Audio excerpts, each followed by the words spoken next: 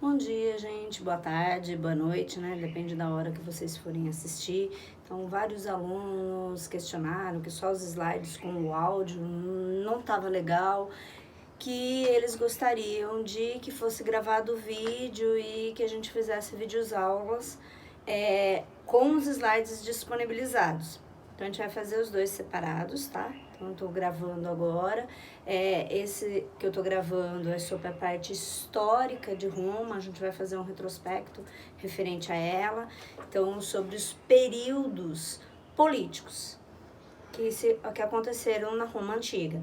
Então, a gente tem o primeiro período, que ele é o período da realeza, que ele vai de 753 a 510 a.C. Então, Roma, lembra, ela foi fundada pelos gêmeos Rômulo e Rêmulo, na pequena cidade de Lassaio. E nesse período ela era governada por reis, sendo o primeiro rei de Roma justamente Rômulo. Nessa época também, Roma, os reis eles eram escolhidos, eles eram eleitos pela Assembleia de Curiatos, a Comícios Curiatos. E também eles tinham um mandato vitalício. Enquanto eles estivessem vivos, eles eram os reis de Roma. E ela não era hereditária, justamente porque eles eram elegíveis por essa assembleia. Lembra-se disso? E faziam parte da assembleia somente os romanos. Eram colocados de fora da assembleia todos os plebeus. Quem que eram os plebeus? Eram os escravos e também aqueles que não tinham uma religião dentro da sua própria casa. Não tinha, então, o hábito de se reunirem para fazer uma adoração a algum dos deuses de Roma. Essa cerimônia, após o rei ele ser escolhido, então ele era investido no Império. O que era isso? Era a entrega total do poder de Roma. Então, o rei, ele tinha o poder civil, militar, religioso e judiciário. O segundo período que nós temos é o período que denominou-se República. Esse período da República, ele vai de 510 a 27 a.C.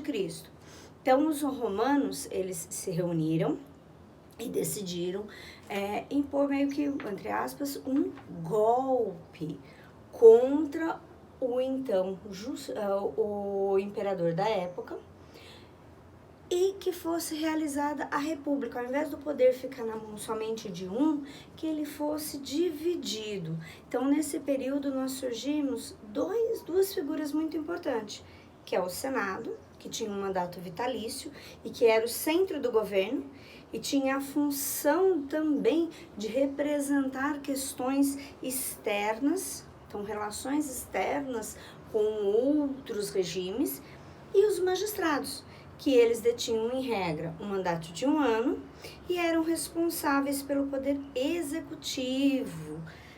Eles tinham várias funções, que depois tem um slide mais lá na frente que a gente vai falar especificamente sobre os magistrados.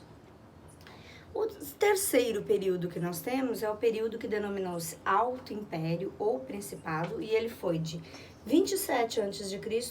a 284 depois de Cristo. Esse período foi o período do auge do Império Romano, foi o momento em que Roma conquistou toda a área, desde o Oriente até o Ocidente. Então, nessa época, foi um período do apogeu, então a ordem política era imperador, você tinha um imperador, não mais um rei, nem a república. A manutenção do Senado, ela permaneceu, mas o Senado ele não detinha tanto poder quanto na época da república. Esse período ele foi até 284 depois de Cristo, passaram vários imperadores.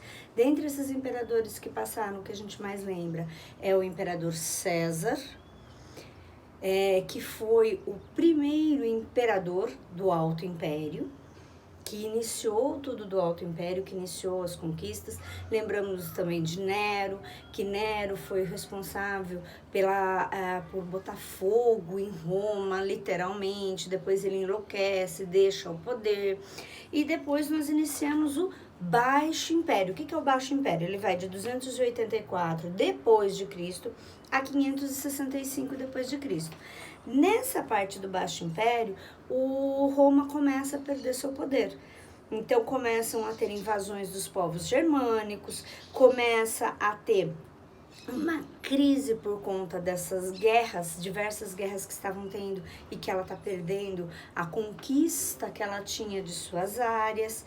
Então, lentamente, lembra que Roma ela fazia o quê? Quando ela conquistava uma área, ela tornava o povo daquela área escravo.